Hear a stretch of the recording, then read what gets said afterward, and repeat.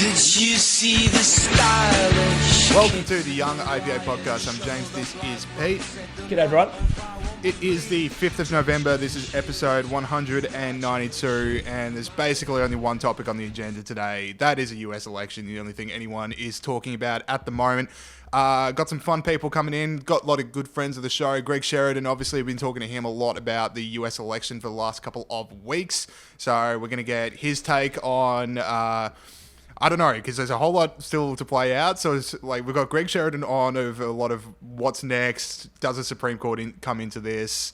What happens in, these worst case scenarios that we're thinking through now? And then we're going to be talking to Daisy Cousens just about, reactions on the day and what she thought and where the campaign was at. So, two really good interviews. Really looking forward to those. But Pete, I don't know why we expected anything else from this year. You just think about all the things that this year has brought to us. I don't even know why I thought we might have the winner of the election announced on the day. Yeah, we were sort of almost talking about maybe recording yesterday afternoon at one point. There's absolutely no surprise to anyone that both sides reckon they've won or they're going to win, and we don't know yet, and it's going to be a court challenge and stuff like that. I would point out, you mentioned that there was only one story in town, that the Victorian Electoral Commission did tweet out the results of the local council elections here in Victoria, which I thought was a touch suspicious. Mark that on the board. Where's that CNN map guy's map on Winnera Council? Exactly. That's the big news. It was so funny. It's like all these, Trump's won this state, blah, blah, blah, and then it would be, West Mildura results are in. I found it suspicious, but no, you're exactly right, James, that this 2020 would deliver nothing else but a knife-edge US presidential election. Yeah, so we don't know a whole lot at this stage. No one does. Betting markets, like I checked it this morning, it was like $1.25 Biden, $4 Trump. I think so. The last I checked, and obviously this is going to be out of date before the show even comes out, but the last I checked, it was basically Biden's about to win Wisconsin. He's probably going to win Michigan. Both sides are pretty confident they've got Pennsylvania. I heard they found a bunch of missing votes in Arizona from Trump countries, which might swing it back to Trump after Fox News copped a lot of flack for calling it for the Democrats. Nevada's still a toss-up, probably will end up being Democrats, and then Georgia is still a toss-up, but probably is going to end up being Republicans. So I think if everyone holds onto the lead they have, and Pennsylvania goes Trump, I think Biden still has it, but I don't know. Does that sound right to you? Yeah, that sounds right to me. The last thing I read was that Biden has won Wisconsin and that he just needs to win Michigan and Nevada in order to win. And even if Trump gets Pennsylvania, that doesn't count. And he's ahead in Michigan and Nevada, but they are of the postal votes that still have to come in. They're from areas that are expected to mostly vote his way anyway. So it does look like Biden at this stage quite narrow. Yeah, but just like a wild day, because just going by betting markets on this one. Trump started out the day down at 380 or 425 to win. By about 3:30 p.m., he was into $1.10. And now he's rank outsider again. So absolutely no one knew what was going on. I think the big flip was when Arizona got called blue. People were just like, oh, hang on, this isn't the game over plan it was. And then it had a lot of mail-in ballots started to be counted because a lot of counties started counting the mail-in votings first. But Michigan and Wisconsin seem to be doing that last. And when they go heavily Democrats, it was like, Trump, Biden got out to a lead in the big cities. Then the rural areas came in, so it went back to Trump. And then mail-in came back in for Biden. So states were just flip-flopping everywhere. Electric TV, could not turn away for anything. But yeah, wild day. Yeah, no, it was pretty wild. In particular at the start, it was obviously expected that Biden was going to win. And then early... I was just watching on Twitter, which I feel like is a superior way of watching the election than any of the coverage. And do you have any joy left in life? Just after a full day of only following things through Twitter, did it finally destroy you, or do you still have that little Pete charm that we all know and love? Oh, no, yeah, that charm that I'm famous for is still there, James. But it was like, oh, well, Trump's just going to win. This is pretty funny. And then it came back and it changed. The betting market... the betting markets were getting thrown around as some kind of sage that was more insightful than the polls, but I think it was just people trying to make cash Yeah. But yeah, it was crazy old day, James. Yeah, so we don't know a whole lot about the election winner, obviously, but I think we do know a lot about just things in general that we learned yesterday. So, Pete and I, it's going to be loose. It's going to be about as loose as the election, but we're just going to run through winners and losers we found on the day, completely at random. And, Pete, if I could start off with who I think is the biggest loser of the day. Yeah. Polling in general. Anyone that has the word pollster in their job title lost big time. I mean, this was supposed to be the election that that Joe Biden would absolutely run away with. It was going to be a whitewash. It was going to be a blue wave.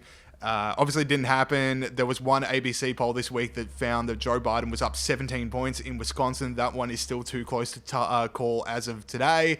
So that one was way off. I mean, pollsters took the biggest beating in the world in 2016, and they had 4 years to figure out how to do it. And they've come back and they've absolutely lost it again. I read something on Twitter yesterday. I actually feel a little bit sorry for the pollsters because they can't. If people lie to them, what are they meant to do? Like, all these people won't tell them. If people don't tell the pollsters what they're going to vote for, then it's not really a poll, and they're actually not. They don't have many options, and I think it's almost become this thing now. Like, so some people originally weren't telling the pollsters what they thought because they were afraid or something like that, but now people are like, I'm just not going to tell the pollsters because I love seeing the pollsters crash and burn. One strategy I heard was like a better indicator of polling is not the question like who are you going to vote for, but it's who are your neighbors are going to vote for. Like this reverse, like I'm asking for a mate. Like, but I don't need to know you, and I'm not going to hold it against you. But like, who do you reckon the people around you are voting for? And when they go, oh yeah, Trump, that might be a better indicator. So, but I get the shy Trump voter syndrome and the fact that people can just lie, but you've had 4 years to come up with better questions that might be a bit more indicative of where people lie. Yeah, well, there is some outside. I think there's a polling company called Trafalgar or something like that who were much more accurate than most of the pollsters, and they were sort of saying they don't give away their exact formula because obviously it's worth a lot of money, but they say we were asking things Certainly now it is. Yeah, well, I mean, what else? I mean, yeah, that's really the only formula you can use. But they were accurate in 2016 as well, and they were saying stuff like, you ask questions about what issues you care about and what things you think are more important, and from that you gain a picture and pick the pollsters. But yeah, no, the pollsters took an absolute beating, mate. Can I jump in with a winner here? Yeah, go for a winner. So my winner... Oh, no, this is going to be a loser. Oh, okay, it's a loser. Go ahead. It's a loser. My loser is the idea that Trump is a racist and all his voters are racists, because we saw every demographic except for white men, according to exit polls that we just said don't count, Edison exit polls, white men voted for Trump. So every demographic except for white men voted for Trump more than last time. So white men actually voted considerably less for Trump, but white women, black men, black women, obviously all the other demographics, black Hispanics, Hispanic women, Hispanic men, etc., all voted for Trump more. So rich white liberals in the major cities might think Trump is a racist, but minorities think he's a racist less than they did 4 years ago, which really means that we should have to drop the whole thing about Trump is a racist now, given his growing support amongst minorities. In fact, out of non-white voters, he had the highest Republican non-white vote since 1960. So there you go, James. And I guess we have to ask the question, given Biden's growing support amongst white men, is Joe Biden a white supremacist? I mean, like, if that's the question that has to be raised every time the other polls come out, then surely this time is no exception. Some outrageous stats. So 2016, Trump won 7% of the black vote. That went up to 12%, and he won 17% of black men and 32% of Hispanics. So, yeah, it just turns out that calling a bunch of people racist over and over again doesn't exactly foster the coalition of minorities that people thought it was. And Florida being the early surprise of the night, people thinking that was going to go blue, but then it seemed to be delivered to Trump basically off the back of Hispanic voters. It's not a message that's cutting through. And I did see this one funny part where it's like the Hispanic vote in Florida is a lot of Cuban migrants who've obviously fled from communism and know what happens. And Biden's ads for himself, where he's trying to call himself progressive, was using the same Spanish word for progressive as socialist. And a lot of Cuban voters would have been going like, hang on, isn't that what my dad fled here from? So that backfired as well. But big loss for the woke brigade. And I want to shout out Ida Bae Wells, who was the person that like started the 1619 project in the New York Times, the stuff like America's completely tied to slavery and its history. She tweeted, "One day after this election is over, I'm going to write a piece about how Latino is a contrived ethnic category that artificially lumps white Cubans with black Puerto Ricans and indigenous Guatemalans and helps explain why Latinos support Trump at the second highest rate." You're stumbling like Just close. give up. But she's like not close to it. Like Latino is a contrived thing. It's like, yeah, there is not one like hegemonic Hispanic vote. There's just a whole bunch of individuals with a similar cultural background but different political views. So she's getting it slightly closer to the mark. That's exactly right, and that's the point we make week in, week out. And also, I think she means Latinx. That was a bit problematic. Yeah. Latinx, that did not go down well. The final point I'd like to make about this is that this goes to a deeper thing about, so in terms of, I don't know, like racial harmony and everyone getting to go in our society, it's not about everyone doing diversity training. It's actually about creating opportunity for ethnic minorities. And we saw that Trump achieved the lowest African-American unemployment rate in US history and the lowest Hispanic unemployment rate in UN history. And it's like, rather than all sort of, dealing with our unconscious bias, maybe just jobs and opportunity and stuff like that is what people need. That's way too radical, Pete. It's so much easier to just call someone you don't like a racist than to think about those things hard. All right, I'm going to chuck a winner in here just because I had a few losers in a row. My one winner here, I'm just going to go a good night's sleep. That was a big winner of the day. There was a polling place in an elementary school in Cobb County. I don't know exactly where that is, but anyway, it had the Supreme Court of the Superior Court Judge Robert D. Leonard signed an order on Tuesday afternoon that a polling place in Cobb County had to be open 20 minutes later than was originally scheduled because the polling official overslept 20 minutes and the polling place couldn't open until they turned up. So, you've always got to get a good night's sleep in before a big day, but it's just an important thing. 8 hours. 8 hours. Prepare to fail. What is it? Fail to prepare to fail. I love that. There's just millions and millions, billions of people really on a knife edge. And this person is like... It's in Georgia. It's in Georgia, like a battleground swing state at the moment. So yeah. Just imagine Trump sitting by the phone for another 20 minutes going, what's going on?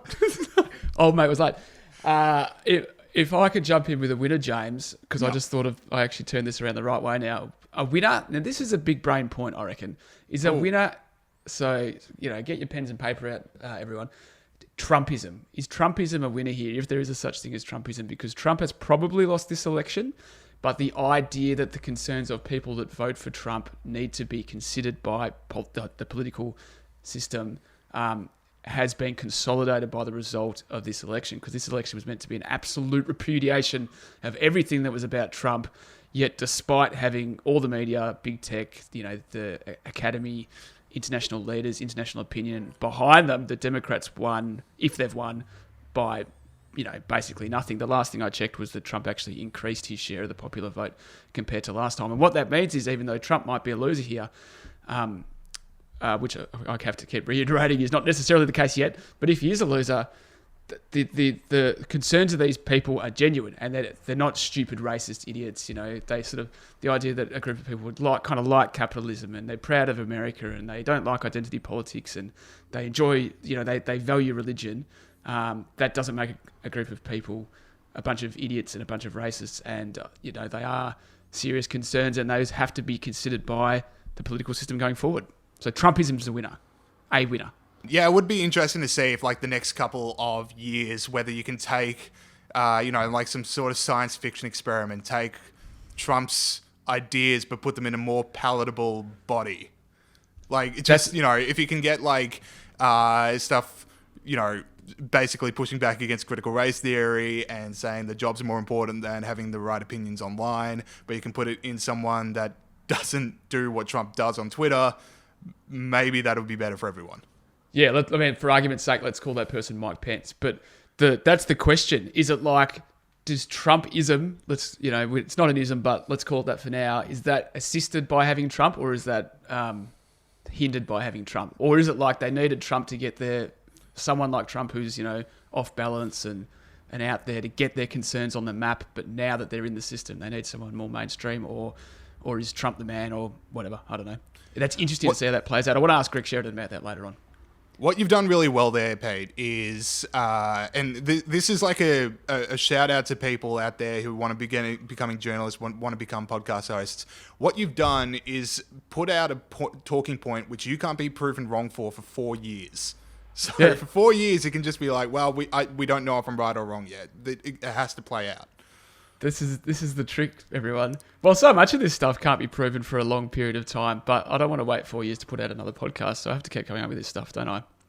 All right, what else have I got? I got a loser here, coronavirus. That was a big loser of the day. So this is an exit poll on how people thought about issues. So which one of the 5 issues mattered most in deciding how you voted for the president? People asked between the economy, racial inequality, the coronavirus pandemic, crime and safety, healthcare policy. Coronavirus pandemic finished third with 17%. The economy finished first with 35%, and then racial inequality with 20%. Sorry, big loss for coronavirus today.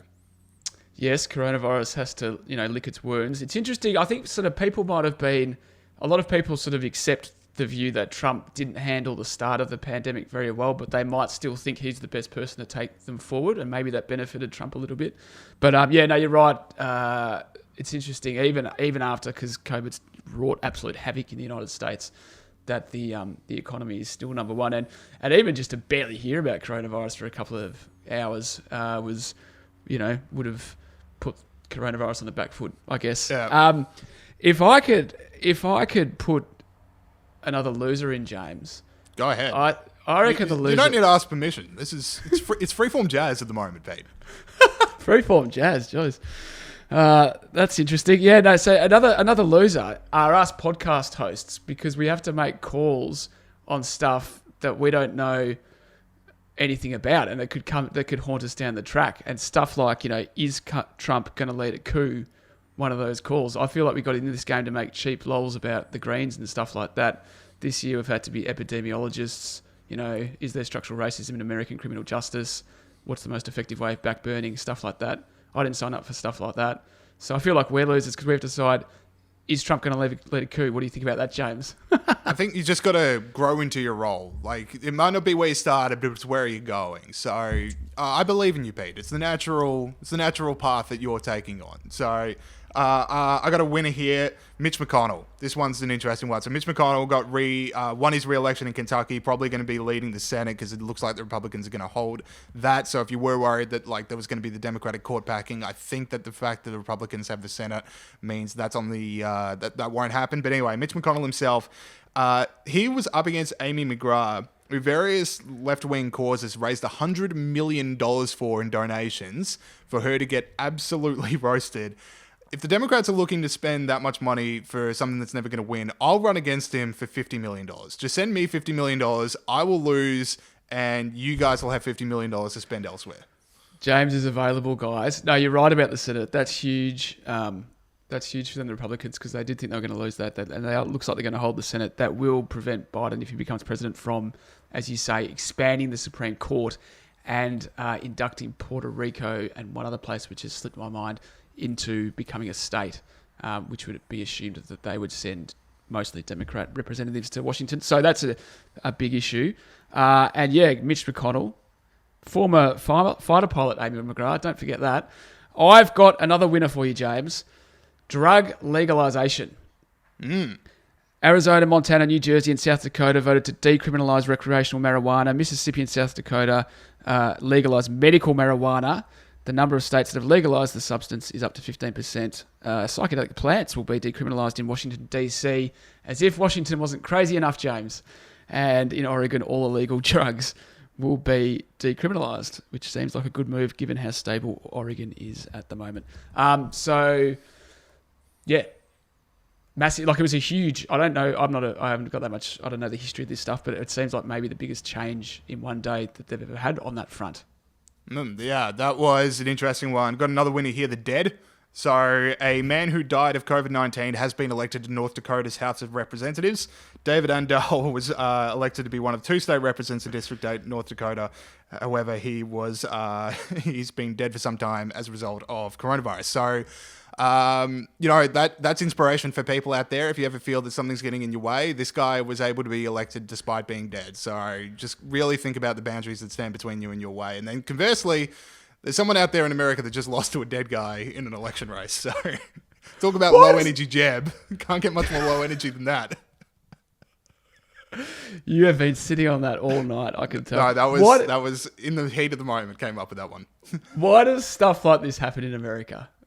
Because America is the land of the free and the greatest country in the world. There's a Why reason did they that mayors get, like, dogs get elected mayor and dead guys are now in the House of Representatives. How does stuff like that even happen? Okay, I'm just going to scroll down quickly here. I've got a couple of more humorous ones. So, loser. Calling a shot early. This is going to be funny and you're all going to laugh. Bandy X Lee, this is a loser. And it's a couple of days old, but it's so good I had to include it. Guest and mental health expert on CNN and MSNBC tweeted this a couple of days ago. Donald Trump is not an Adolf Hitler. At least Hitler improved the daily life of his followers, had discipline and required more of himself to gain the respect of his followers. Even with the same pathology, they are varying degrees of competence. So Trump is Hitler is not new. Trump is worse than Hitler is rare, but probably not new. But Trump is worse than Hitler, and here's some good points about Hitler. That's new. That's a new level. That's journalisming to a new degree. But I do like if you ever fall out with Saul or I, or just like with a listener of this podcast, that is so easily to clip out and just remove the stuff about you quoting someone else.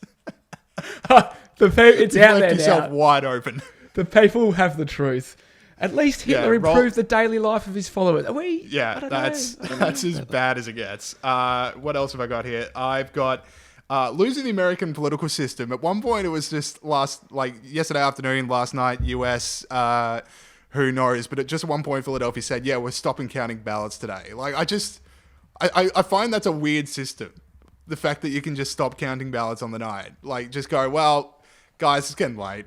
Someone's, I've got some sleep to get to. I've got a breakfast in the morning. We need to get out of here. That just I don't want to oversleep again. I don't want to oversleep again. That seems a weird way to host an election. And I guess you could go but this is a coronavirus pandemic. There's so many mail-in ballots. It's we've had coronavirus for at least 8 months now, and you kind of felt that there were going to be a fair few mail-out ballots. You didn't want to bring in a bit more of a rock-solid system? Just bring in a few extra people. Just, a couple of shifts. The US electoral system is ramshackle. That's how I would describe it. It's just so weird that this stuff happens every time. Different systems in different places, different systems in different counties, and they don't seem to decide what the rules are before they start it. So we talked about if Trump's going to lead a coup, we should also point out, are the Democrats going to steal the election? There was sort of overnight, there was these vote dumps suddenly appeared on the numbers with, I think Wisconsin and Michigan, just a massive number of votes, in 130,000 votes just appeared on the tally, and 100% of them were for Biden. It turns out that at least one of those cases, it was something to do with an error further along. But I mean, Trump. That's what I thought. If someone just put in the wrong number of Biden votes, I don't love blaming conspiracy when human error will just do extremely nicely. An election official overslept the election. Yeah, there's a chance that there's just wrong accounting.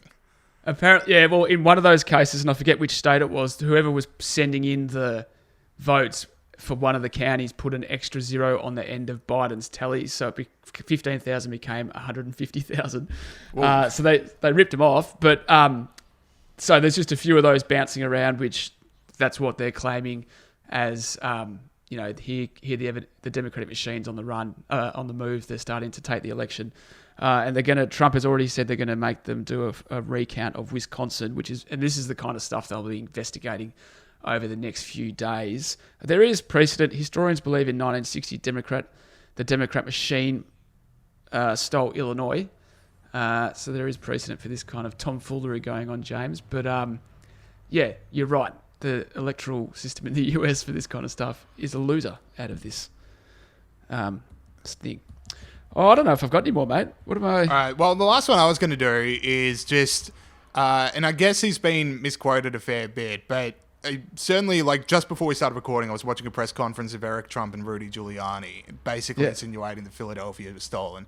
I don't really get the play of calling an election rigged while it's still going and you still might win.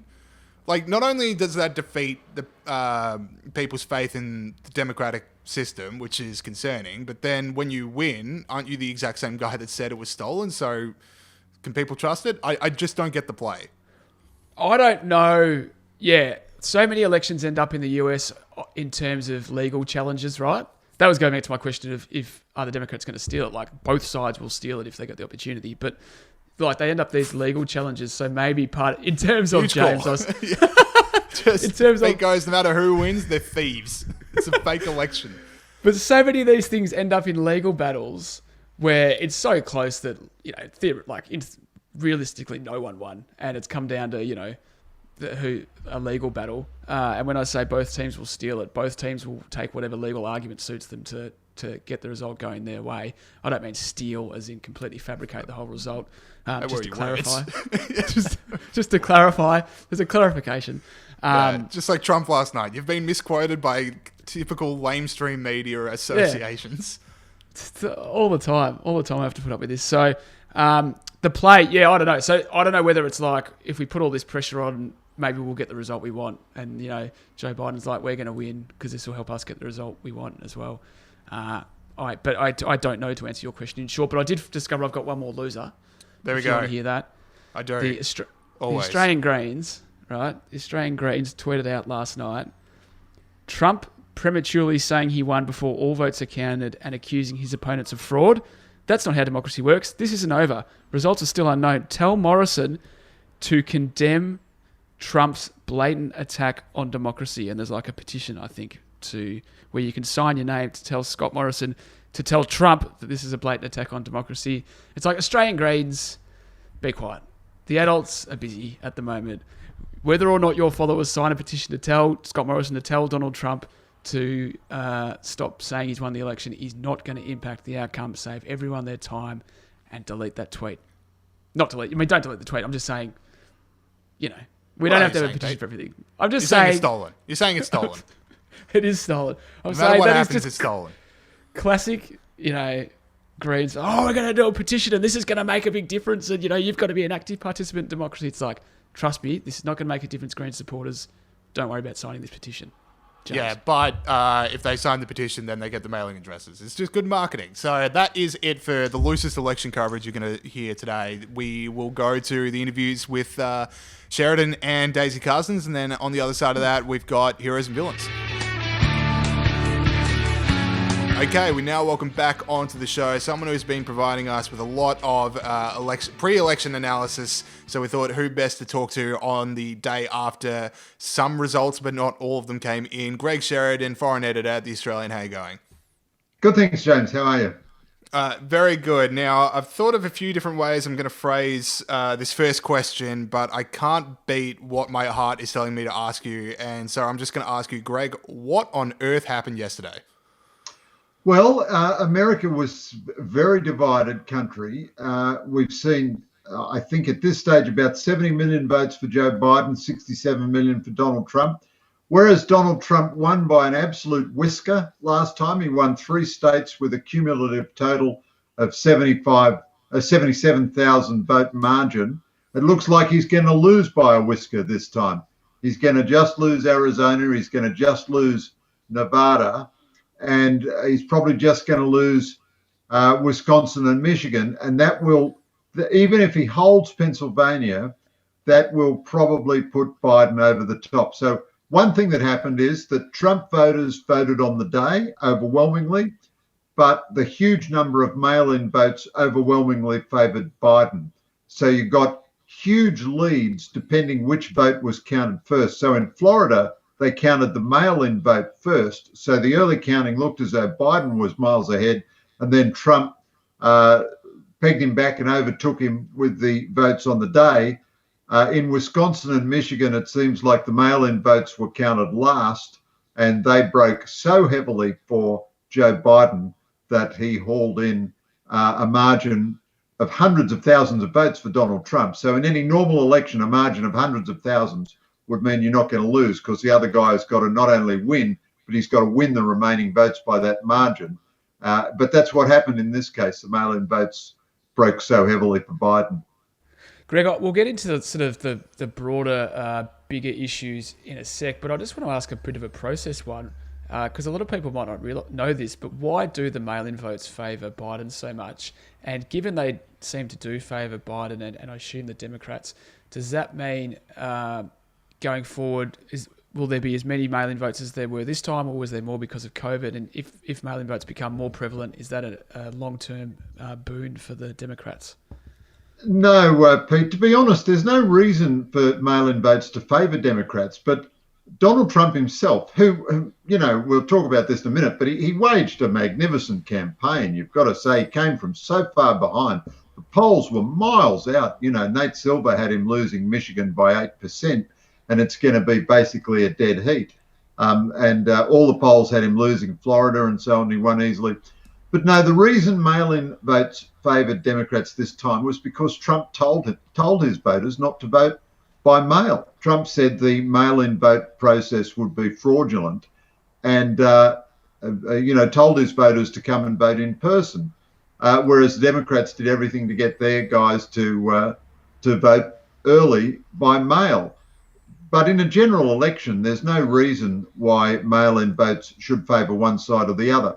However, I'd offer you two very brief reflections. One is there is an enormous history of electoral shenanigans in the United States. The United States runs ramshackle, very diverse electoral systems. Historians believe that in the very close election of 1960, the Democrat machine stole Illinois from Richard Nixon for John Kennedy. The Democrat primaries, which were held this year, were an absolute mess, with the wrong candidate being declared the winner. And if you automatically mail out ballots to every voter in the state at their last registered address, it doesn't require much imagination to think of people running around and picking them up and voting on behalf of people. So that's one reflection. The other reflection is, oddly enough, I think it does suit Conservatives better to have an election come down to a decision on the day. And even in Australia, I think we've overdone voting in advance. I mean, an electorate should make a decision on a given day. The Americans ought to make it easier to vote on the given day. They should do it on a Saturday, not a Tuesday. They should have more polling places open and so on. But the more it becomes a long-running, month-long process, I do think that makes the vote kind of more bureaucratic, whereas Conservatives benefit when voters get into the ballot box and think, oh my God, do I really want Joe Biden to end the oil industry? Do I really believe in identity politics and all of that? But certainly we've seen nothing ever before like yesterday, where all the votes on the day favoured one candidate and all the votes by mail favoured the other guy. I wanted to ask you about those, I think your words were electoral shenanigans, which is what I'm going to call it from now on. But Trump's basically said they're challenging what's happened in Philadelphia. He's called for a recount in Wisconsin. Looks like Arizona's going to come down to they've just found a bunch of missing ballots that vote for Trump as well. How long is this going to play out? And if the Supreme Court gets involved, what's that going to look like? Well, James, I think it probably won't play out for too long.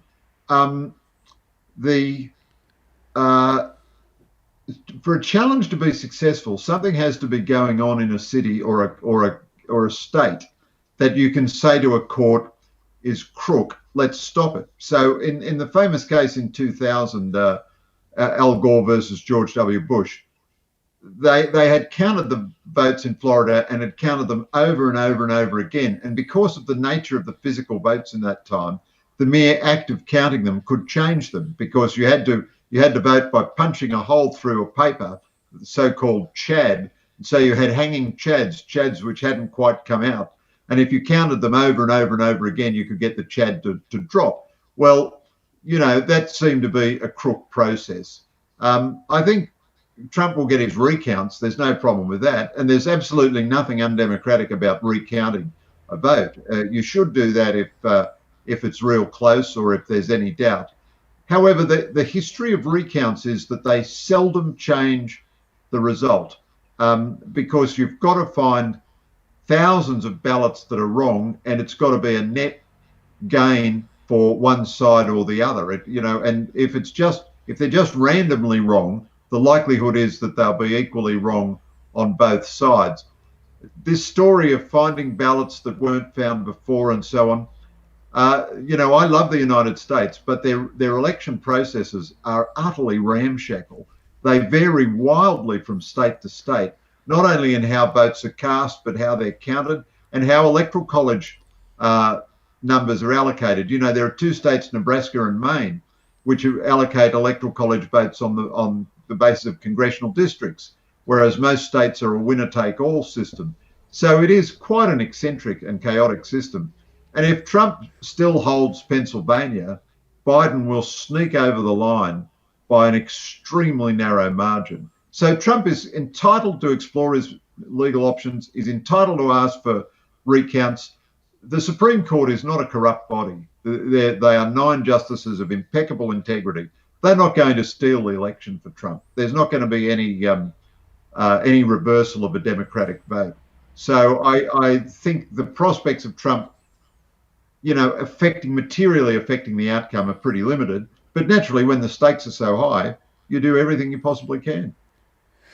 So just on that, Greg, so there's a lot of anxiety around on social media in particular about sort of two things, either the Democrats stealing the election or Trump refusing to accept the result. A lot of people are genuinely worried about that.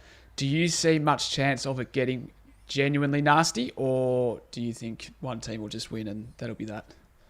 Well, Pete, I always thought the most likely scenario for real disturbance was if Trump won, if Biden won the electoral vote, but Trump won the electoral college. And for a long time yesterday, that's what it looked like it was going to be, because it's clear that the mobs who rampage through American cities and ransack the cities, torch shops, smash up, they're angry with systemic racism, so they go and smash up a Korean grocery store or burn down an African-owned chemist or something. They would have taken to the streets if Trump had won narrowly, I think. And that's what people were boarding up their shops for. They weren't worried about right-wing militia coming down into Manhattan or Washington, D.C. and shooting up their shops, although there are some very ugly right-wing militia who I oppose absolutely. What they were worried about was mobs of angry protesters. Well, that's not likely to be the case if Biden wins. Now, the question, would Trump refuse to leave? I think Trump waged a quite magnificent campaign to vote, deserves a lot of credit for that. In general, though, I'm no particular fan of the way Trump behaves and what he says and so on, but he has no option not to leave. There are no institutions in America which will back an illegal or counter-electoral result. So the left always says Trump was an authoritarian.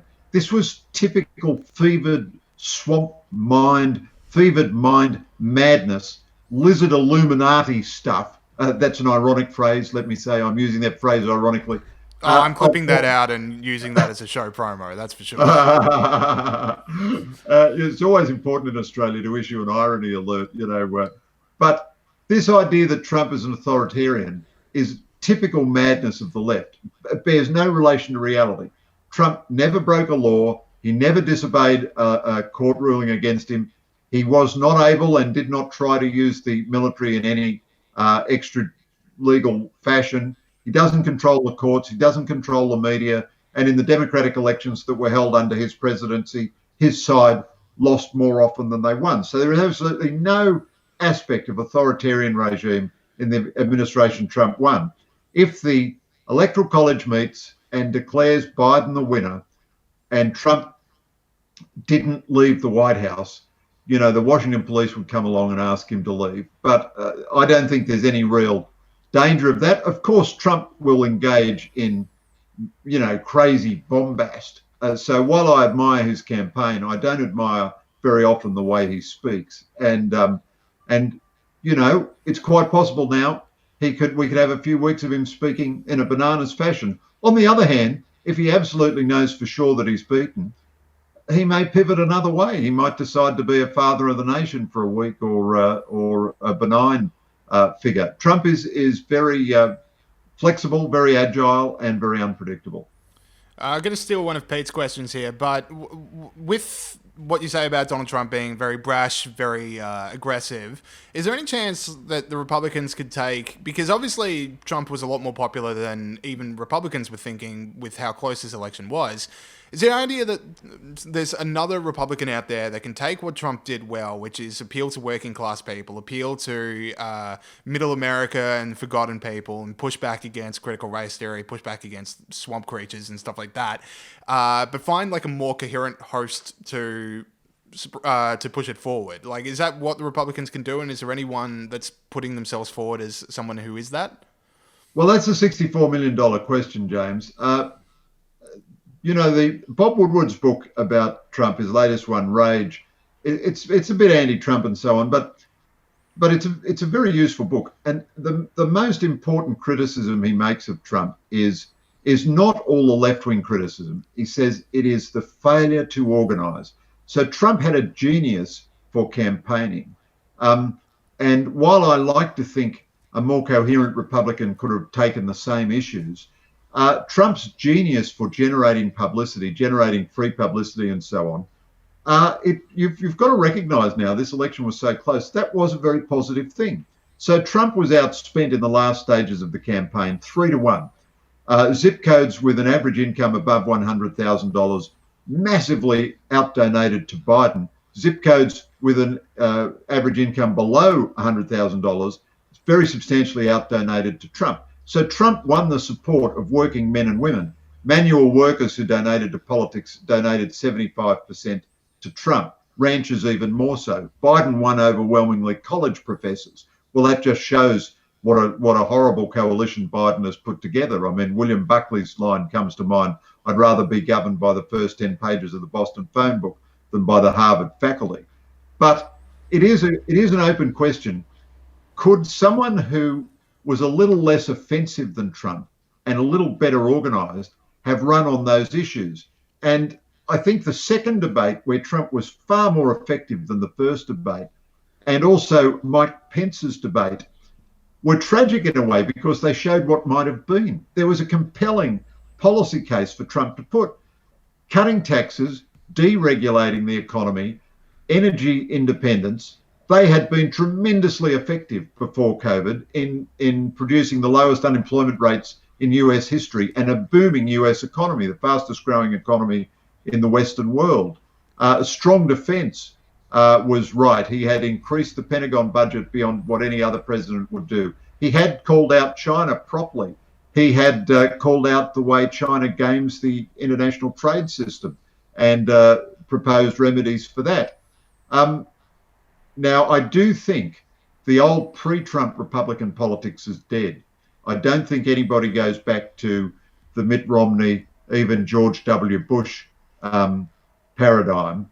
But the question you ask is a $64 million question. Now, there are a lot of good Republicans, Tom Cotton, Senator Tom Cotton, Ben Sasse, a lot of others, who take elements of what Trump has done. But the system is kind of rigged in favour of the Democrats. Big tech, the social media companies, the most sinister thing in the election was them censoring the news in behaviour in the interest of the Democrats. And the massive amount of money that big tech and Silicon Valley and so on, and the trial plaintiff lawyers and all the rest of it give to the Democrats means that any Republican presidential candidate is going to be an insurgent. And will they have the genius for generating publicity that Trump had? The final thought on all this, though, is the Republicans seem to have held the Senate. It looks like they've held the Senate. It's not absolutely clear, but it looks like it. And it looks like they've made gains in the House of Representatives. So the body of ideas that Trump represented and that the Republicans represent, still very, very robust in the United States. This was not a wave election where America decided to change direction. And assuming the Republicans hold the Senate, Biden will be lucky if they do, because he will be saved from the radicalism of his own party. He won't be able to implement, the end of the oil industry, carbon taxes until the cows come home and so forth, because the Senate won't let him. Well, you sort of answered it right at the end there, Greg, but I would like you to sort of add a little bit more to that idea. So what is the future of Trumpism as a set of ideas? I know I'm not happy with the term Trumpism, but you know what I mean when I say that. as a set of ideas. You can no longer really accuse people who voted for Trump as a bunch of racist idiots. I said that earlier in the show. Given that, as it was mentioned in the Australian this morning, that Trump had the highest non-white vote of a Republican since 1960, and these people can no longer be dismissed as idiot rubes who are racist. And they are a powerful electoral force in American politics for two elections in a row now. What is the future for that as a set of ideas? Do the Republicans take that set of ideas forward? Do the Democrats finally actually learn from what's happening and maybe incorporate a few of those ideas into their platform? How do you see that playing out? Well, Pete, the US is tremendously polarised. So I don't think all of Trump's ideas were good, but I think some of them were good. And there's a very good, coherent nub of ideas there. So let's take one bugbear, immigration. I myself am I'm pro immigration. I like a big immigration program for Australia and America. But I agree with Trump 1,000,000%. You've got to stop illegal immigration, just like John Howard did in Australia. He stopped illegal immigration, and that gave him the moral credibility to increase the legal immigration program. Now, the Democrats used to also be against illegal immigration. Now, in this campaign, they were an open borders party. Now, if they run an open borders policy, the American people will turn against them massively. Trump has been heavily against illegal immigration, and Hispanic voters were flooding towards him. So I think it's a very good thing that the Republicans go out and chase African American voters and Hispanic voters. They must absolutely chase that. The way he called out China has changed the China debate forever. He spoke about China in a way that was basically honest. It was sometimes mercurially, he would go this way and then he'd go back that way. But his basic critique of China was honest, and that is going to change the China debate forever. He was a deregulationist, whereas the Democrats want to put on massive climate regulations. Now, when Barack Obama won and when Bill Clinton won, in their first midterm election, 2 years after they won the presidency, they suffered massive congressional losses. And that turned Bill Clinton from a leftist into a centrist, and it prevented Barack Obama from enacting left-wing legislation. He did do Obamacare, but he didn't do anything else. It's very likely the same thing will happen this time, although politics is not the common law. It's not bound by precedent. The forces which the Democrats have unleashed, the forces which hate American society, which hate Western civilization, behind the Black Lives Matter movement. Of course, I believe Black Lives Matter. I believe all lives matter equally. But the forces behind Black Lives Matter as a movement hate and despise Western civilization. Now, the Democratic Party is still infected with all that, and they're going to want to give voice to all that. And the extremes of Biden's party will push him in that direction. Trumpism represents a reaction to that. But here's a final thought, Pete, which I don't know whether it's good or bad, but it's probably good for newspapers, hair-raising for voters. If Trump had won this time, one good thing would mean that he couldn't run again. So you'd get a more normal Republican next time. But, Trump has been president for one term. That means he could run again. Now, he might actually run again, or he might just keep the idea going for the next 4 years. He might try to create the Trump News Network and promote himself and his family as the political salvation of America. Now, I massively respect the way Trump campaigned, but there is a lot about Trump that is very dubious. And if he is attempting to be himself the personal embodiment of the Republican Party over the next 4 years, this could be grief for everybody. Could drive Biden crazy, but he could also drive the Republican Party crazy. I think he's coming back for absolutely sure if Biden is decided as this winner. Last question I've got for you. So obviously polls got this election wrong horrendously yet again. What is it going to take for us to have any faith in polls for the next coming election cycles? Well, the polls were catastrophic, James. They were just catastrophic. It does seem clear now that polls underestimate the Conservative vote. But I don't think Conservatives can ever say, well, we're behind in the polls by 10%, but we're still going to win. However, now you've got a long line of elections. 2015, when David Cameron won against the polls, a clear majority in his own right in England. The Brexit vote, when Brexit won against the polls. Most recently, Boris Johnson's 80-seat majority, when the polls said the vote was tightening right as the election arrived. Scott Morrison's defeat of Bill Shorten against the polls. The polls were absolutely clear that Shorten was going to win. And now the polls put Biden 6, 7, 8% ahead in the national vote. He's about 1.5% behind in the national vote. Trump is about 1.5% behind now. The polls said Biden would win Michigan by 8%, which is why a lot of us didn't, concentrate on Michigan as a key state for Trump. Now, I have to admit myself, I never answer a poll. A pollster rang me. I'm one of the few Australians who still has a landline, and the only people who ring you on landlines are scam artists, telemarketers, and pollsters. And I simply refuse ever to take a poll, ever. And Conservatives probably are a bit more paranoid than other folks, and they've got good reason to be, so they don't share their private information with pollsters. Now, the poll companies all told us they had learnt all the lessons of 2016, but in many ways their poll errors were greater than 2016.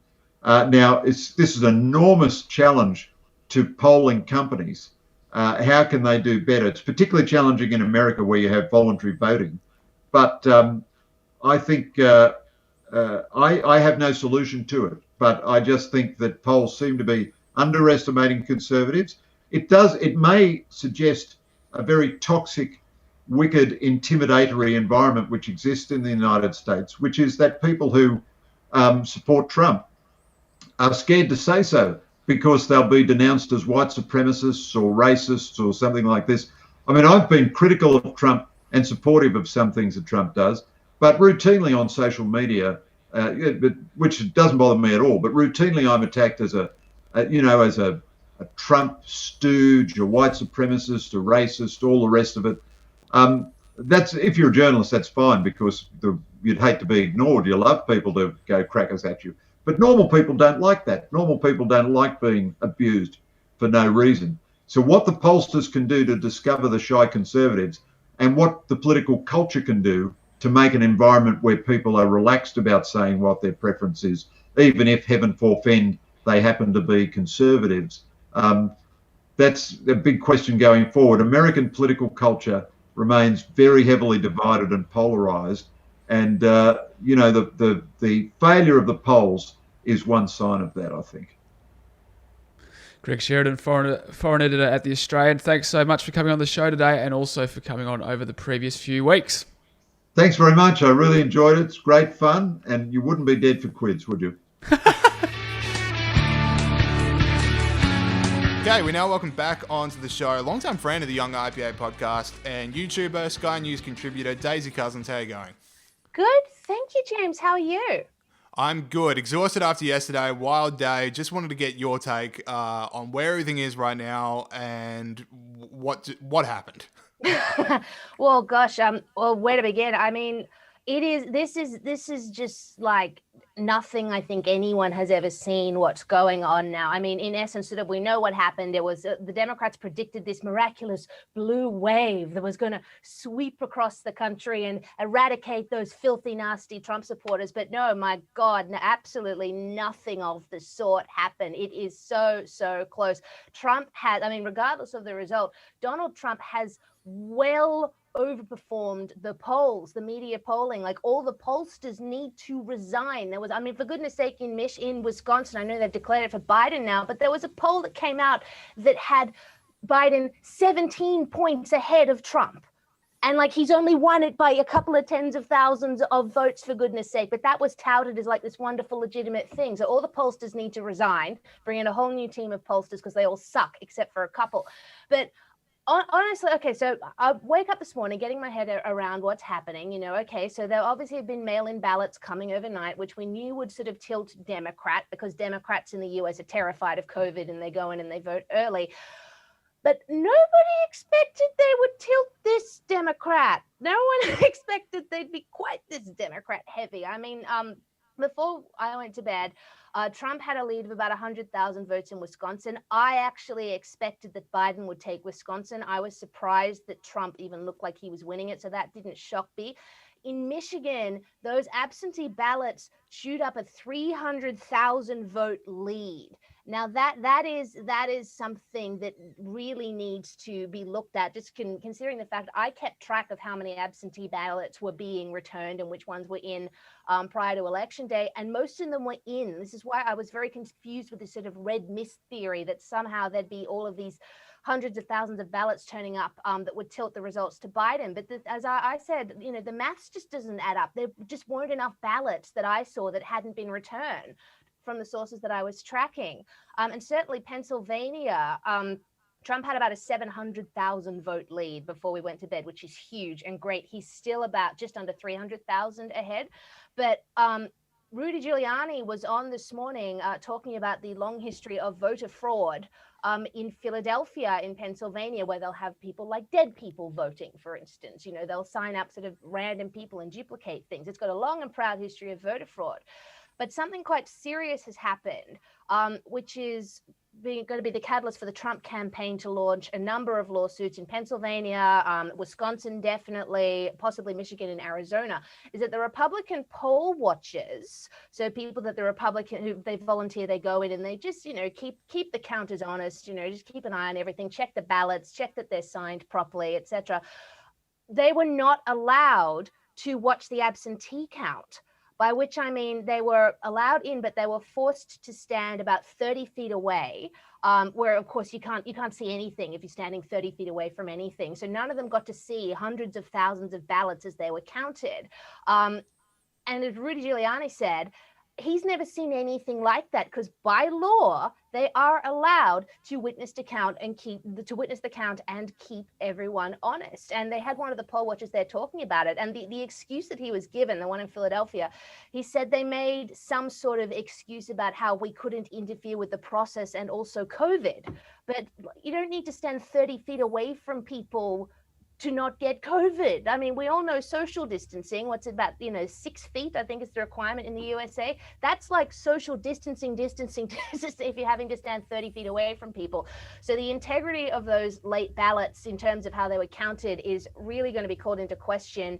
There were reports of windows being boarded up in Detroit, Michigan in polling stations so no one could see in. There were reports of, in Arizona, a number of voters were handed Sharpies to fill in their ballot papers, which of course compromises the ballot and makes the ballot invalid. So all of that, I believe, is being looked into as well.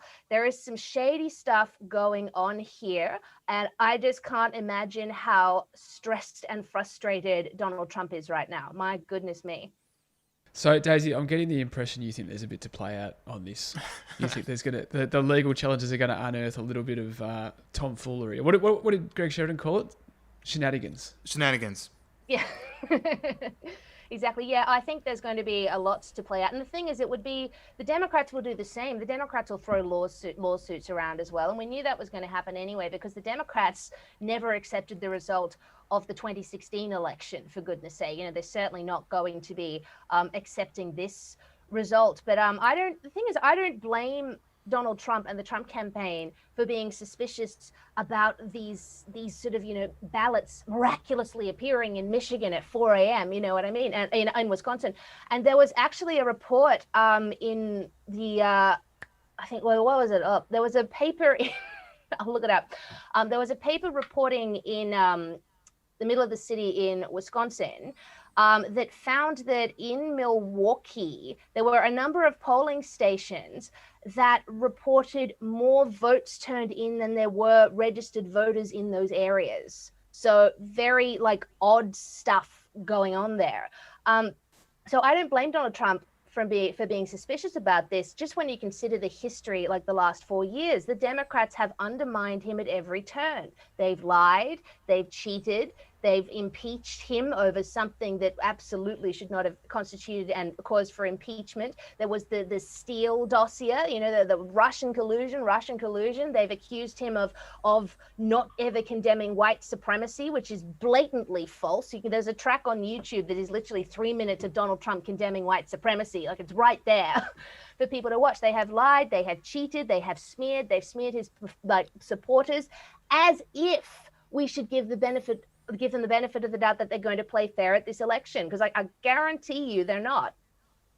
Do you reckon there is anything to, like, I mean, I watched that same Eric Trump and Rudy Giuliani thing, basically, yeah, detailing Philadelphia's long history of voter fraud. But do you reckon, like, I mean, there is a chance that Donald Trump still wins Pennsylvania and comes back in Arizona. Do you reckon it's that smart for them to be saying, look, there's voter fraud, look, there's problems with how these are being counted, when he might still win?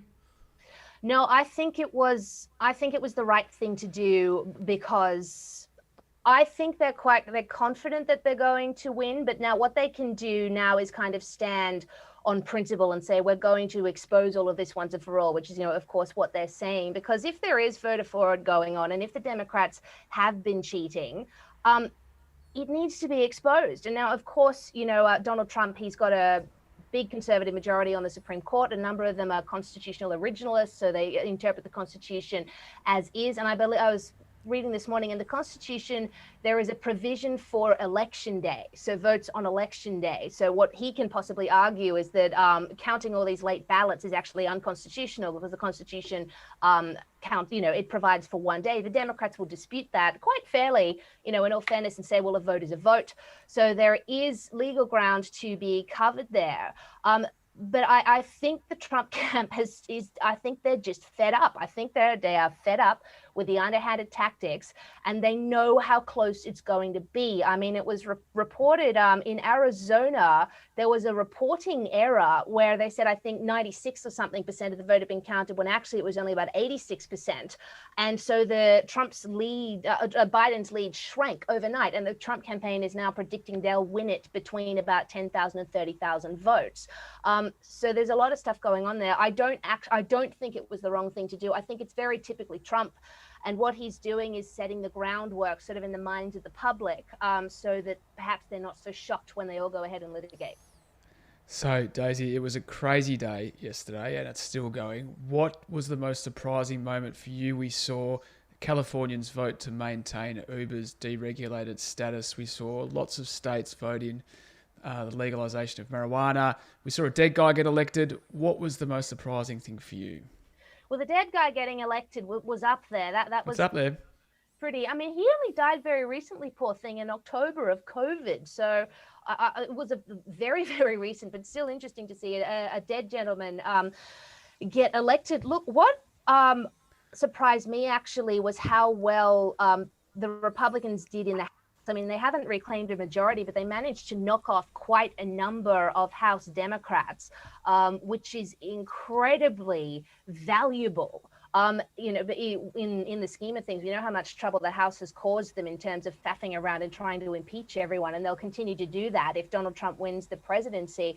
What was, you know, what really, and it shouldn't have surprised me, but it still did, because I still have too much faith in news organizations. Why didn't they call Florida sooner? It was evident for hours and hours and hours and hours and hours that Donald Trump was going to win Florida. But no, Fox News called Arizona before they called Florida, for goodness sake. And it was so exposing. The media was so anti-Trump. They were so desperate for Trump not to win Florida that even when like over 99% of the votes were counted, it's like, Trump sees ahead. He's got a good margin. There aren't enough to make it up. No, they still refuse to call it. The New York Times, and I know this because I was on a live stream while they did it at sort of, 4 p.m. in the afternoon our time, which is about 1 a.m. Eastern. They literally didn't call Florida until 1 a.m. So that surprised me. It shouldn't have surprised me, but it did. I thought that was very interesting.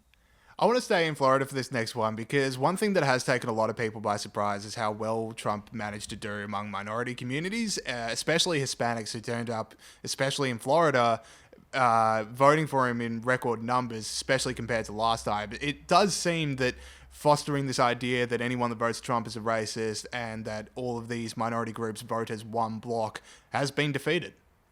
Oh, completely. I was so excited by how well he did with Hispanics and also black men. And the thing is, the Republicans have sort of been courting Hispanics and black men over the last little while, which is, I did some research on this before the election. A lot of black men especially feel like the Democrat Party has either ignored them or taken them for granted.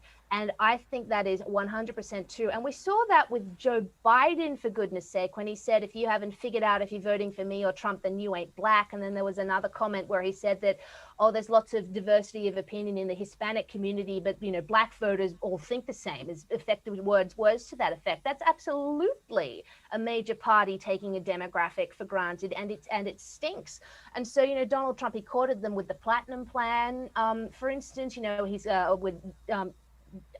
dumping billions of dollars into black businesses.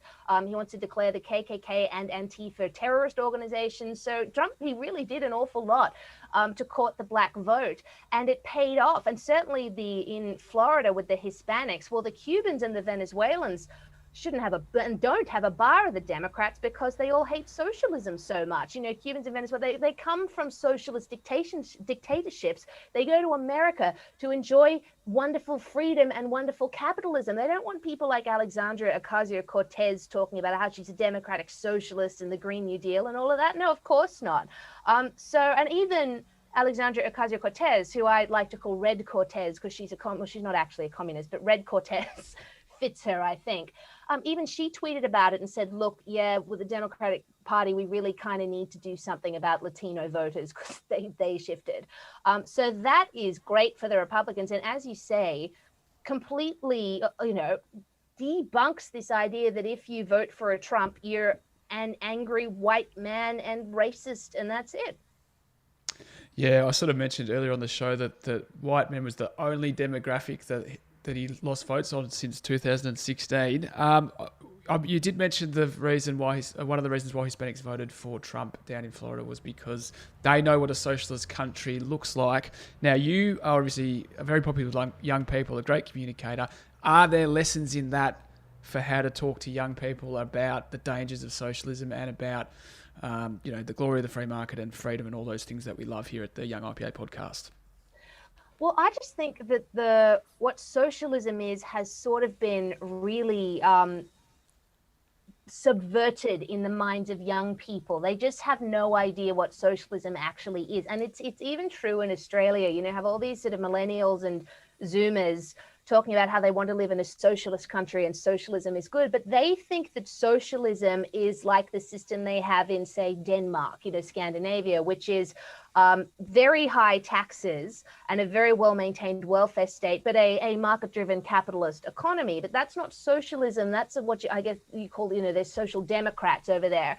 And it works for them in those areas because they're small, there's small masses of land, small populations, and everyone has sort of, roughly the same level of education. It's a very sort of homogenous population in that way. So of course that's going to do well. You want to apply that to a country as big as Australia with 25 million people, or God, the USA. Can you imagine them trying to put in big government policies in America with 325 million people, half of whom are, have a fundamentally different idea of what the role of government should be? It'd be an absolute disaster. So what young people think socialism is this sort of wonderful, government-funded paradise where nobody has to work too hard, etc. Whereas, as we know, socialism technically was designated as the non-violent period of time before they transitioned to communism via violent revolution. And it led to the deaths of about 100 million people in the 20th century. It's led to nothing but misery, starvation, and poverty and violence wherever it's been tried. And more to the point,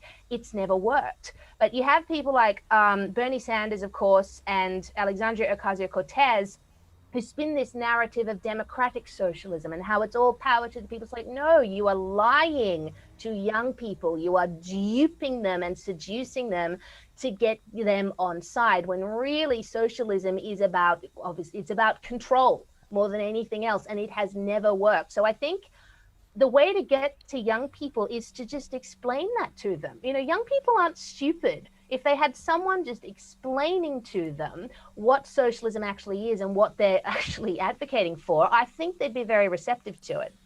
James, if I could just, jump in here, mate. It seems like a good moment to plug the fact that Generation Liberty have just put out a video called What I Wasn't Told About Socialism, which of course talks about all the things that Daisy just mentioned. Jump on Generation Liberty Instagram, Facebook, the Generation Liberty website, or on Twitter.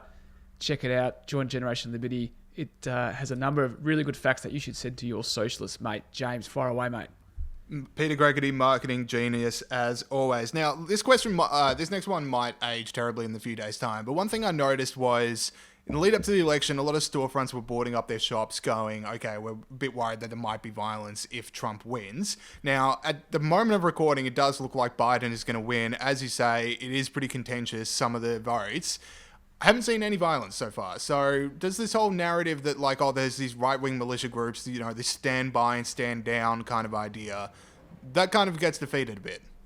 Well, it was the violence. It doesn't come from the right. That's the thing. Those sort of right-wing militia groups, as the leftists call them, like the Proud Boys and Patriot Prayer, were formulated as a reaction to left-wing violence. It's sort of circa 2016. That's when they were instigated, sort of around the kind of the Portland area, which is very, very left-wing and very violent. And that, of course, is the home of the Rose City Antifa, which has been around since sort of 2008. So this whole idea that the media span, that it's right-wing militia groups who are causing this violence is demonstrably false, because there is simply so much video evidence and live streaming of the riots that have gone on for the last 3 or 4 months in the USA. And it's the people who are antagonizing the violence, in the vast majority of cases, are Black Lives Matter rioters and Antifa and other sort of affiliated left-wing groups. So the rioting was really, you know, predicted to happen from the left if Trump won, you know, not sort of a right-wing kind of celebration. It was leftists, thousands and thousands and tens of thousands of them, predicted to go en masse onto the city streets and smash everything up. My opinion is that they'll do that anyway, even if Biden wins, because they won't like the fact that Trump isn't sort of sitting down meekly and crying and saying, oh, fine, you know, and conceding. They'll do it. Also, they're violent, bad people. Okay, the people gone to bad, violent people gone to violent. The reason this was suggested to me actually on my live stream, the reason they haven't yet, I think, is because they won't do it while they're still counting votes. And they certainly weren't going to do it while the polls were still open, because that shoots themselves in the foot, aside from anything else. If they're messing with the polling stations and messing with you know, while the count's going on, well, that could be detrimental to the Democrats as well. But no, I reckon we're gonna see rioting. Maybe not yet, but we'll see it down the track. So James asked Greg Sheridan a really good question, which I think we should ask you as well. Let's assume that Trump loses, which he probably will at this stage. What happens next? Greg Sheridan said maybe he'll start up a TV network for 4 years and then run again in 4 years' time. Does he just retire and play golf? What do you reckon he does if he loses? Well, I mean, if he loses, and it is still a big if he loses, I think he'll remain visible. I think he'll remain visible as a commentator. I mean, he'll go back to his businesses, a television network. Hey, Oprah has her own, but I think it's too early at this point to be talking about him losing. I mean, last I checked, he was still ahead in Pennsylvania. He's claimed for himself already Pennsylvania, Georgia, North Carolina. The Republicans are predicting that he wins Arizona. So if he somehow, and Pennsylvania, like, he could lose it, but it's going to be extremely close. If he hangs on to Pennsylvania, North Carolina, Georgia, and either Nevada or Arizona, then he gets over the 270 to win. And the thing is, in Nevada, at last the count was updated, Trump was only 8,000 votes behind. That's extremely close. And going into the election, the Real Clear Politics average for Nevada, Biden was only 2.2 points ahead, like well within most of the margins of errors. So he doesn't even need both Arizona and Nevada. He just needs one or the other. So the path of victory for Donald Trump is there, and it's extremely clear, and it's quite simple, really. But it will just depend on Pennsylvania. If he loses Pennsylvania, it's probably all over. Unless he miraculously somehow manages to get Arizona and Nevada. But, you know, Pennsylvania is the keystone state. I think it is too early just yet to be predicting a Biden victory. Wouldn't be surprised if it happens, but Trump still has a couple of paths to victory up his sleeve. Daisy Cousens, always a pleasure. Check her out on her YouTube page and watch her on Sky News. Thanks for your time. Thank you so much, James. Okay, thank you to Greg Sheridan and Daisy Cousens. Really fun interviews. So, we'll just wrap this show up quickly. We've got one more story we want to talk about, then quick heroes and villains, and then we are getting out of here, and we'll see you on Tuesday. So, Pete, what's this big story? Yeah, not an election story that we'll talk about in more depth on a later date, but I just wanted to briefly mention it because it was last week, and it's a big win for the IPA and a big win for academic freedom in Australia. The introduction of the Higher Education Support Amendment, Freedom of Speech Bill 2020, into the House of Reps by the federal government, Education Minister Dan Tehan, which introduces a definition of academic freedom in line with the recommendations by former High Court Chief Justice, the Honourable Robert French. So what that means is that universities in Australia will have to protect academic freedom more stringently in their operations and in their dealing with staff. And it means something like what happens to Peter Ridd won't be able to happen again if it passes. So this is a big win for the IPA and a really great move by the coalition. And as I said, we'll talk about it more at a later date.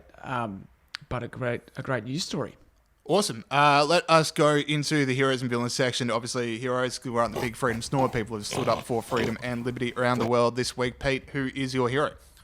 My hero, James, this is a good one. So these are not also related to the American election, but my hero this week is 64-year-old Alexandra Wong, who is a woman in Hong Kong who is famous for being part of the Hong Kong pro-democracy protests for waving a British flag and supporting democracy in Hong Kong. She's affectionately known by the protesters and indeed around the world to some extent as Grandma Wong. She was arrested last year by the CCP. She was in jail for 14 months, kept in a cell with 16 other women and monitored by police officers 24 hours a day. And she's just an inspiration, James, because she's, an elderly lady and she could easily just go, well, this is not my problem anymore. But she is absolutely committed to freedom and democracy and all those things. Her first protest was pro-Tiananmen Square rallies in Hong Kong in 1989. She spent time in different parts of the world, including mainland China, and she said why in some places people live so happily and places like the countryside on the mainland are so miserable. And my favourite bit, she says she's not going to stop protesting, and my favourite bit that she said is, it's impossible for me to be quiet. I'm ready to go to jail again. So what a courageous lady and an inspiration for all of us who care about liberty and democracy. Grandma Wong, you are my absolute hero this week. Keep going.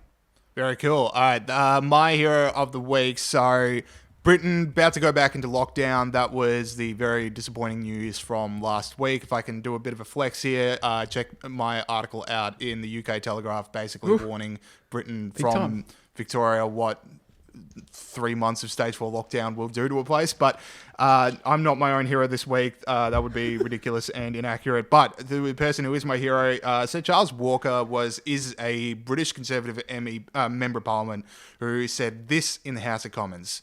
Charles Walker. Thank you, Mr. Speaker. Mr. Speaker, I will not be supporting the government's legislation on Wednesday because as we drift further into an authoritarian, coercive state, the only legal mechanism left open to me is to vote against that legislation. I said on the show before that the weirdest thing about like what classical liberals like myself and Pete is the idea that we want smaller government but more politicians, and this is exactly why. Because in the British Parliament, even Boris Johnson's own party is absolutely giving it to him on the House of Commons about lockdown, when compared to Australia, when there's only 75, 76 members of a government and 30 of them are in the ministry, everyone can feel like I'm a stone's throw away from a very well-paid job at any moment. I'm not going to rock the boat and ask some interesting questions. People like Sir Charles Walker just go, I'm not anywhere near leadership. I'm going to represent the people that voted for me, and I am going to give it to Boris Johnson right now about lockdown. This is just why you need more politicians. Like, less power, but more politicians. Yeah, principled, outspoken backbenchers is a feature of the British system that I really enjoy. So great one, James. All right. Now, villain of the week, the Extinction Rebellion fake nudie run villain of the week. Roll the tape, Muskie. As Extinction Rebellion protests enter their 6th day. That is a fake nudie run. That's why we call anyone who acts against liberty or freedom for the week a villain, an Extinction Rebellion fake nudie run villain. James, who's your villain? So a video of a senior health official in the US state of Oregon wearing a clown costume for a coronavirus briefing is widely being shared on social media. This is, I think we've got the image playing, so apologies to people just listening at home, but, coronavirus press conferences are not supposed to be fun. And I get we're coming up to Halloween and people want to dress up, but the worst one you could dress up as when you're announcing people's deaths is a clown, because then you were going to be seen as a clown. And I just genuinely don't get the play. This is just as bad as earlier this month, the Chicago mayor dressing up as the Rona Destroyer, which is a superhero designed to destroy coronavirus, despite the fact that Chicago's problem was spiraling out of control. Like, I'm kind of torn, because on one hand, don't dress up as a clown when you're announcing people's deaths. But on the other hand, could we have saved ourselves a bunch of press conferences if it was mandatory that if you are going to give a press conference about coronavirus, you had to dress up as a clown? Because then Daniel Andrews would never have done as many as he did. That's an interesting thought, James. That would have been better. I reckon a suit for that person doing the thing would have been good. Just a bit of business attire. So, is that all? Do you have any more of that, James? That's all I've got. Okay, my villain is Vicpol yet again. So I should clarify, I get that it's really hard to be a police officer, and this is aimed more at the senior ranks of Vicpol rather than the rank and file. But David Limbrick had an Instagram post over the weekend, or it might have been actually earlier this week rather than the weekend, where he said that he was the only Tuesday. Tuesday, Cup Day. So he was the only politician that was at the Black Lives Matters protests here in Victoria and at the anti-lockdown protests on Tuesday. And he just noted the massive discrepancy with the way protesters were treated at Black Lives Matters compared to the anti-lockdown protests. I will quote him now: "Police forced us all into crowded spaces where social distancing was impossible. They wouldn't allow anyone to leave. They took everyone away one by one to process. We were like cattle, herded like cattle for hours. I witnessed young women break down with panic attacks and an old man get treated heavy-handed because he wanted to go to the toilet. When we asked for water," this is the middle of a pandemic, by the way, James, where the reason these protests can't happen is because it might restart the COVID pandemic. "When we asked for water, they found a bucket and dipped cups in it and handed them out to us." Gross, That's he safe. says. That's safe. Yeah, so it's like, we're going to bunch all these people together. If they've got COVID, we're just going to increase the chances of them giving it to each other, and we're going to share cups. So, great stuff. And that's completely different to the way they treated Black Lives Matters. It's completely in keeping with how they treated Lauren Southern and Milo Yiannopoulos when they charged them to have because their events were attacked by left-wing rioters. You just can't get away from the fact that the police are political in this state, and we should keep mentioning it every time it happens because it's an absolute disgrace. The police should be impartial, but they're not. A friend of mine shared a poster that there's going to be a climate rally in Edinburgh Gardens, which is a very, for people outside of Melbourne, it's a very young area. So be very interesting to see if that climate rally gets some traction. Yeah. How that's going to be treated. Be very interesting indeed. And of course, we had Black Lives Matters, and there were no cases linked to Black Lives Matters, and we had the Black Lives Matters all around Australia, and we've had anti-lockdown protests in Melbourne every week for weeks, and you can absolutely guarantee that the government would attribute cases to them if they possibly could, and the fact we haven't means that I have no problem with that environmental rally going ahead. It's just once again, whether it gets treated differently will be yet another example of, I'm sure we'll be talking about this again next week, James. That is it for the show this week. Thank you to Greg Sheridan and Daisy Cousens. Some really fun interviews. Wild day yesterday, and hopefully by Tuesday we'll have a bit more of a concrete idea of what the next 4 years are going to look like, but I doubt it. Anyway, thank you for listening. If you are listening through Apple Podcasts, make sure you're leaving us that review. Tell your friends and family about the show. We're available wherever they listen to podcasts, and you spreading the word is the best way of marketing that we have, so please get out there and do it. If you like this podcast, we've got a bunch of other ones here at the IPA. We've got Looking Forward, that comes out every week. I think there's an episode out today as well. So if you thought Pete and I could have just been a bit more informed in our election coverage, they'll have all of that. They're going to be talking about what's going to happen in the Philadelphia court systems as well. IPA With You comes out on Fridays. It's going to be looking at what life is like here in Victoria's lockdown. And we've got some really fun episodes of 5 Favorite Books coming up, Viral Banter with all of our Generation Liberty, with all of our campus coordinators at universities around Australia talking about what issues matter to students. And then we've got a bunch of other podcasts back in the tank. So IPA's got this very popular growing podcast network. Get involved. See you guys next week. See ya.